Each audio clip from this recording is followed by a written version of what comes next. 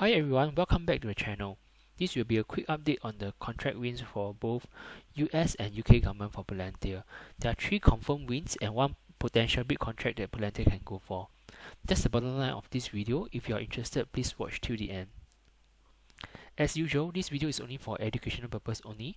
I do own Palantir and may be biased in my view. Always do your own due diligence and do not treat this as an investment advice.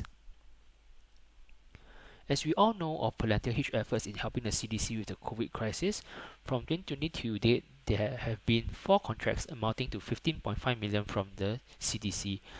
This number includes the recent award of 5.3 million in February to distribute COVID-related drugs for 6 months, and extension of the Tiberius platform that helps CDC to distribute vaccines. Further to that, we just heard from CDC that they have not only extended their contracts with Palantir, but also extended the scope of work. The contract amount was not disclosed, but we can keep a lookout for the publish of the contract details on usaspending.gov.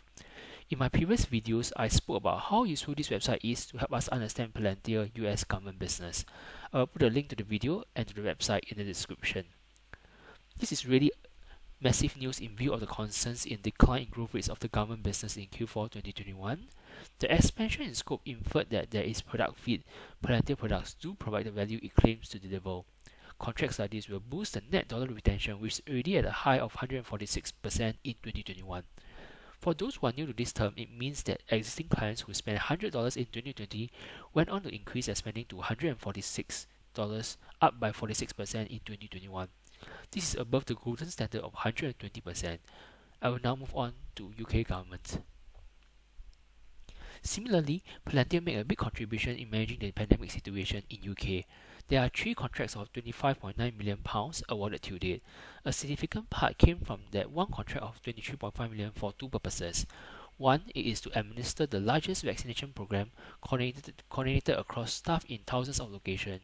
We are talking about more than 10,000 users, 2,890 delivery sites, and vaccination for 771,000 people in a single day at its peak. Second use case is for the optimization of resources such as PPE under a complex supply chain situation. There were more than 6.9 billion PPE allocated and distributed across more than 1,300 users. All these numbers give us a sense of the massive task Palantir has helped to solve. But how do you judge if Palantir has done a good job? In Q4 2021 results presentation, Palantir quoted an excerpt from the King's Fund January 2022 COVID-19 vaccination program.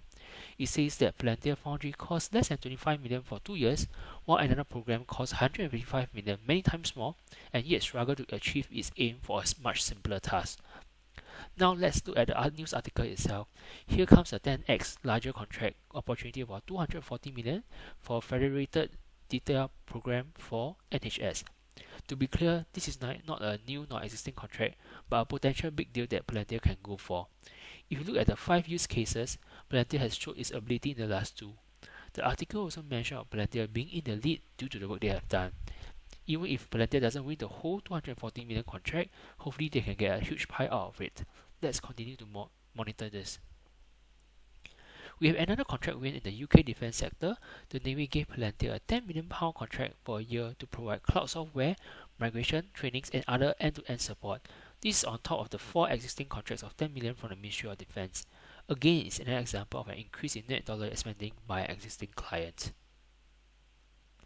The last deal in this video will be a 6 months win from the Department of Levelling Up, Housing and Communities. The contract amount was not disclosed.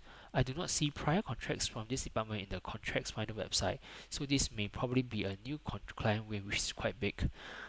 As for its job scope, I have covered in the previous video that Palantir is helping the resettlement of Ukrainians. COO Shomshenka spoke in a recent interview about its resettlement work across European countries. It's great to see Palantir being actively involved in such impactful jobs as it has always been. That's all for this video. I have put a link for usaspending.gov and Contracts Finder below if you are keen to track the US and UK government contracts.